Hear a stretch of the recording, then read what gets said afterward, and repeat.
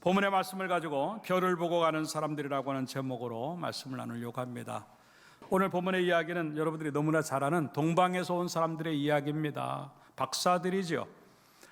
먼 길 떠나서 오는 데만 3개월, 가는 데 3개월, 왕복 6개월이라고 하는 긴 시간 동안 멀고 먼 길을 이래 찾아옵니다. 예수님 만나고자 메시아가 이제 탄생하셨다고 하는 그런 기대감 가지고 달려오는 동방 박사들의 이야기입니다. 별을 보고 살아가는 사람들, 그리고 별에 의해서 모든 것들을 다 예측을 하고 살아가는 사람들입니다. 어느 날 이상한 별을 봅니다. 그 별을 볼 때 이들의 마음속에는 이미 알고 있는 것들이 솟아오르기 시작해요. 이상한 별이 하나 생기면 반드시 이 땅에 새로운 징조가 나타날 것인데 이 땅에 메시아가 올 것이라고 하는 겁니다. 근데 어느 날 그 별이 이상하게 변형되는 것들을 봅니다. 이거구나 생각을 하고 두 번 생각하지 않고 거침없이 짐을 싸서, 그리고 준비되어진 예물을 가지고 새로 탄생하신 예수 그리스도를 향해서 달려오는 그 모습입니다. 만만하지 않은 시간들이었고 쉽지 않은 길이었으나 오직 하나, 그 별만 보고 그곳에 왔을 때 그들은 예수님을 만날 수 있었고 경배할 수 있었다고 하는 것이 본문의 이야기입니다. 어찌 보면 이 동방 박사들의 여정이 우리 인생의 여정이요, 믿음의 여정이에요. 내일을 알지 못하고 앞일을 알지 못하는 우리들의 인생이지만도 예수 그리스도만 바라보면서 갈 때, 말씀만 붙잡고 갈 때 우리는 반드시 그곳으로 갈 수 있는 것이고, 그때 우리가 원하는 것들을 이룰 수 있다고 하는 것들을 보여주는 그러한 교훈이 본문의 이야기입니다. 이번 대림절을 맞이하면서 또 오늘 또 예배를 드리면서 나에게는 그런 바라볼 별들이 있겠는가, 예수 그리스도를 바라보고 그 따라갈 말씀들이 나에게 존재하고 있는가를 생각하면서 다시 한번 여러분들의 모든 시선이 하나님을 향하고 십자가로 향해서 처음 나신 예수 그리스도를 만나고 또 재림하실 예수님을 만나는 준비가 되어지는 우리의 모습들이 만들어지기를 주님의 이름으로 축원합니다. 그것이 어떤 것인가 하는 것들을 몇 가지로 생각해 보면서 은혜를 나누고자. 첫째, 따라서 합시다. 흔들리지 않는 목표가 있다. 별을 보고 가는 사람들의 특징 중에 하나가 뭐냐면 목표가 분명하다고 하는 것입니다. 아까도 얘기했지만 얘들은 먼 길을 가고 있습니다. 어떻게 가야 될지도 모르고 낯설고 물설지만도 오직 하나, 그 별만 따라가면 된다고 하는 생각 가지고 그 길을 나서 흔들리지 아니합니다. 왕궁으로 들어가고 사람들의 여론이 있고 분위기가 심상치 않은데도 불구하고 그네들은 한눈 팔지 아니하고 그 별만 보고 쫓아가는 그 모습, 어찌 보면 이것이 우리 인생의 여정이고 믿음의 여정이에요. 가다 보면 별의별 일들이 많이 있습니다. 예수를 믿어도, 그리고 믿음을 가지고 살아도, 예배를 드려도, 기도해도 어려운 일들, 상황들, 때로는 여론 때문에, 때로는 분위기 때문에, 내 감정 때문에 흔들릴 수밖에 없는 상황들이 너무 많이 존재하고 있어요. 그럴 때 나는 흔들리지 아니하고 한눈 팔지 아니하고 내 눈에 주님이 보이고 있는가 하는 거예요. 나는 지금 어디로 가는가 하는 거예요. 어떻게 가는 게가 중요한 거 아니에요. 얼마나 빨리 가는 게 중요한 게 아니고 내가 어디로 지금 가고 있는가 하는 것들을 우리는 다시 한번 생각해 봐야 돼요. 아무리 빠르게 가도 그곳으로 가지 않는다고 한다면, 아무리 멋진 방법을 가지고 간다 할지라도 그곳에 갈 수 없다고 한다면 그 일은 헛수고예요. 이것이 방향이라고 하는 겁니다. 우리는 너무나 많이 방향은 잃어버린 채 방법만을 추구하고 속도만 내려고 하는 우리의 모습이 될 때가 참 많아요. 어떤 방법으로 인생을 살아야 되는지, 어떤 방법으로 돈을 벌고 어떤 방법으로 성공을 해야 되는지에 관심이 너무나 많아요. 빨리 가야 되겠다고 하는 속도전에 유혹받을 때가 많습니다. 시계 바라보느라고 나침판을 놓치는 거예요. 그리고 시계는 자꾸 보는데 방향을 못 보는 거예요. 그러니까 계속 방황이 되는 거예요. 성경 말씀에 보면은 민수기 14장에 이스라엘 백성들의 광야 생활을 40년이라고 말을 합니다. 근데 그 40년의 생활이 방향만 정확히 보고 갔다고 한다면, 그 가나안을 정확히 보고 가고 하나님의 말씀을 정확히 보고 갔다고 한다면 그들은 어쩌면 가나안까지 갔을 것인데, 성경은 그들의 40년이라고 하는 시간을 방황이라고 표현하고 있습니다. 그게 민수기 14장 33절에 이렇게 말합니다. 너희의 자녀들은 너희 반역한 죄를 지고 너희 시체가 광야에 소멸되기까지 따라합시다. 40년을 광야에서 방황하는 자가 되리라. 네, 이게 방황이라고 하는 거예요. 얼마나 아까운 시간인데 인생의 40년이라고 하는 시간을 광야에서 빙빙 돌다가 그냥 거기서 끝난 거예요. 근데 그게 왜 그렇게 됐을까? 하나님을 보는 인생들이 아니었고 가나안을 보는 인생이 아니었어요. 그들은 현실만 보았고 가나안에 있는 그 거인들만 보았고 그리고 애굽에 좋았던 것들만 보이니까 불평하기 시작합니다. 차라리 애굽에서 죽었으면 좋았을걸, 애굽에 있었으면 좋았을걸, 이 광야에서 그냥 죽으면 좋겠다. 그런데 그 이야기를 하나님이 듣고 계시단 말입니다. 그것이 민수기 14장 27절에 이렇게 말합니다. 내가 어느 때까지 참으랴? 이스라엘 자손이 나를 향하여 원망하는 바 그 원망하는 말을 내가 들었노라. 그러면 내가 불평하는 것도 하나님이 들으신단 말입니다. 아니 내가 어떤 말을 해도 하나님은 들으신단 말입니다. 그런데 우리는 그러한 두려움도 없는 거예요. 내 마음대로 그냥 사는 거예요. 내 생각대로 사는 거예요. 그게 아니란 말입니다. 어쨌든 이들은 그 방향을 잃어버리니까 방황의 길로 들어가는 거예요. 우리도 마찬가지입니다. 너무나 많이 방법에 의해서만 어떻게 하면 좀 더 잘할까라고 하는 거예요. 그러나 그 방법도 하나님만 정확히 볼 수 있다고 한다면, 그리고 십자가가 정확히 우리 눈에 들어올 수 있다고 한다면 방법이 나올 줄로 믿습니다. 홍해 앞에서 그네들은 방법이 없었으나 오직 하나님만을 바라보면서 몸부림쳤을 때, 기도할 때 하나님은요 방법을 만들어 주시는 거예요. 이 어려울 때, 이 힘들 때 방법이 안 나옵니까? 그리고 속도가 안 붙습니까? 걱정하지 마십시오. 하나님은요 하나님 바라보는 자들을 그냥 두지 아니하시고 그에게 그 방법 주시고 속도 만들어 주실 줄로 믿습니다.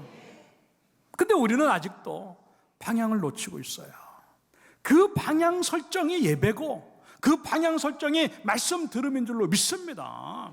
일주일 내내 방황하다가 오늘 말씀을 통해서 너희들 이 방향으로 가야 돼, 방향 설정 다시 해야 돼, 그 말씀을 주시는데도 불구하고 우리는 또다시 내일이면 내가 가고 싶은 대로 가는 거예요.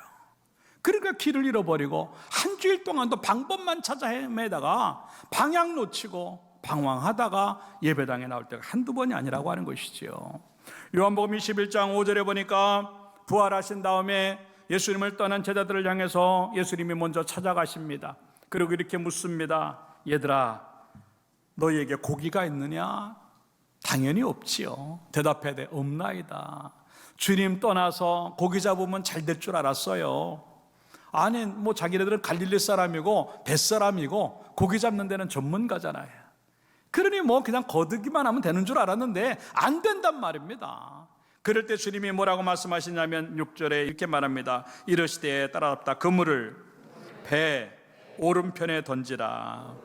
네? 그랬더니 고기를 들 수 없을 정도로 많이 잡았다. 지금 얘기하거든요. 이거예요. 하나님은 오른편으로 가라라고 하는 겁니다. 이게 방향을 제시해 주는 거예요. 너 고기 이렇게 잡으면 돼, 방법을 얘기해 주는 거 아니에요. 빨리 가서 이렇게 잡으면 돼, 속도를 얘기해 주는 게 아니에요. 이 방향으로 가야만 그 일이 이루어진다고. 결국 그 방향으로 향하는 것은 순종이에요. 역방향으로 가니까 사고만 나는 것이고 역방향으로 가니까 방황만 하는 거예요. 그러니까 날마다 힘들다 그러는 거예요. 인생에 계속 그늘이 생기고 인생에 그림자가 생기는 이유가 뭘까? 어쩌면 나는 하나님을 내 뒤로 두고 내 눈에 하나님이 안 보이는 거예요. 내 눈에 그냥 세상이 보이고 내 눈에 그냥 방법이 보이고 내 눈에 그냥 성공만 보이고 꿈만 보이지 하나님이 보이지 않기 때문에 시간이 간다 할지라도 빨리 달리면 빨리 달릴수록 우리는 더 헛수고하는 것들이 많아지는 그림자의 인생을 살 때가 참 많다고 하는 것이지요. 여러분들 이제 다시 오늘 이 말씀이 우리의 인생의 방향을 다시 설정해 주는 줄로 믿고 하나님이 눈에 보이는 인생을 살기를 주님의 이름으로 축원합니다. 그거 안 보이면 멈춰야 돼요. 그거 안 보이면 울어야 돼요. 그거 안 보이면 무릎 꿇어야 돼요. 지금 뭔가가 지금 가려있기 때문에 아니면 방향을 잘못 가고 있기 때문에 주어지는 결과이기 때문에 그런 거라고 하는 것이지요. 별 끝에 주어져 있는 예수 그리스도를 만나는 동방의 박사들처럼 우리들도 그 말씀 끝에서 주어지는 하나님을 만나고 그 말씀 그때 주어지는 은혜와 복들을 경험하는 우리의 삶들 되기를 주님의 이름으로 축원합니다. 그는 놓치지 말아요. 한눈 팔지 말아요. 세상에서 무슨 말을 하더라도, 어떠한 여론이 흘러 들어온다 할지라도, 어떠한 감정이 올라온다 할지라도, 어떠한 고난과 힘든 상황들이 몰려온다 할지라도, 때로는 아프고 걱정스러운 일이 몰려 들어온다 할지라도 신경 쓰지 말아요. 하나님만 바라보면 그 안에서 해결되는 줄로 믿고, 그러한 믿음 가지고 앞으로 주님만을 향해서 달려갈 수 있는 여러분 되기를 주님의 이름으로 축원합니다. 두 번째 따라합시다. 멈추지 않는 행동이 있다. 네, 이네들은 온 목적이 하나 있어요. 2절의 말씀에 보니까 경배하러 왔다, 그렇게 말을 하고 있어요. 그 목적을 이룰 때까지는요, 그 가는 길을 멈추면 안 된다고 하는 것입니다. 아까도 얘기했지만 이 사람들은 먼 길에 이제 여정을 떠난 것입니다. 오는데 3개월, 가는데 3개월의 긴 시간입니다. 자기의 할 일을 멈추고 와야 됩니다. 그리고 이 박사라고 하는 체면도 다 내려놔야 되고, 자기의 기득권도 다 내려놔야만 갈 수 있는 그 길이에요. 그럼에도 불구하고 멈추지 아니하고 그 힘든 길을 계속 걸을 수 있는 이유가 뭘까? 그들은 확실히 있었어요. 저 별은 반드시 메시아의 탄생을 의미하는 거구나. 나는 그걸 믿는다라고 하는 거예요. 따라합시다. 믿는 만큼 움직인다. 예, 믿는 만큼 움직이는 거예요. 그 누가 뭐래도 그걸 멈출 수가 없어요. 왜? 당신들이 뭐라고 하든 간에 상관없이 나는 내가 알아. 나는 그 아는 만큼 내가 믿는 것이고, 믿는 만큼 나는 움직일 수밖에 없어 라고 하는 겁니다. 저 별은 반드시 메시아의 별이고, 그리고 내가 가야만 하는 것은 그 메시아가 계신 곳이라고 하는 거예요. 그 순간에 어떠한 것들이 밀려 들어와도 멈추지 아니하고 그냥 가는 겁니다.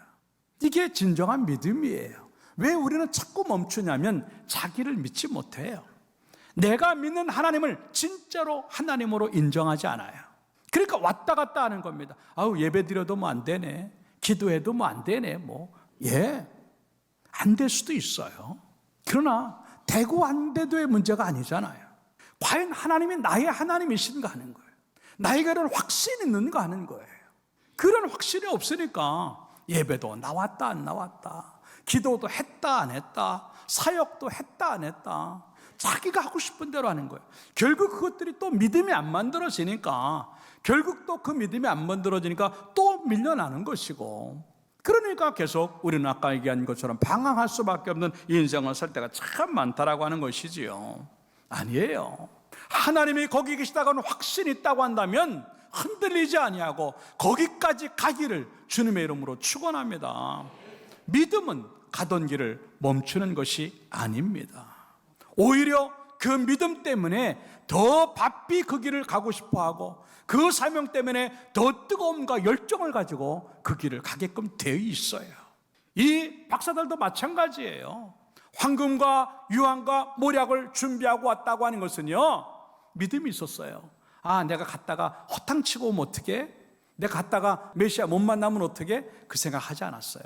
거기에는 반드시 메시아가 계시다고 하는 확신이 있었기 때문에 선물까지 준비하고 그렇게 달려오는 거예요.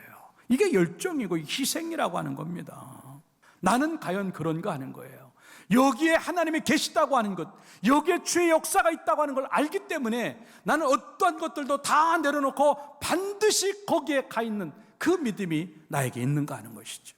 예, 자기의 결혼도 포기하고 인생도 포기하고 이름 없는 그 나라로 가는 이 열정들이, 이 복음의 여정들이 그곳에 있을 때 망설이지 아니하고 멈추지 아니하고 그 길을 가는 사람도 있는데, 나는 예수님을 위해서 어디로 가고 있고 무엇을 하고 있는가 하는 거예요. 너무 편하게 예수를 믿어요. 나는 주를 위해서 아무것도 내놓지 않아요. 순교의 신앙도 잃어버렸고 죽음의 신앙도 잃어버렸고 주를 위해서 헌신하는 신앙도 잃어버렸어요. 그러면서도 예수 믿는다고 생각하고, 그러면서도 주를 따르는 제자라고 생각하고, 그러면서도 나는 직분자라고 생각하면서 갈 때가 얼마나 많은가 하는 거죠. 다시 한번 우리에게 주어진 이 여러 가지 상황들이 나에게 주어지는 또 하나의 사명이고 내가 할 일이라고 하는 것들을 생각하고, 별이 움직이면 나도 같이 움직이고, 별이 가면 끝까지 끝까지 나도 갈 수 있는 그러한 모양 만들어서 우리에게 주어진 일들을 잘 이루어내는 그러한 축복이 있기를 주님의 이름으로 축원합니다. 고린도서 15장 58절에서 뭐라고 말을 하고 있냐면, 그러므로 내 사랑하는 형제들아 견실하며 갈수록 더 단단해지는 겁니다. 알차고 꽉 차야 되는 거예요.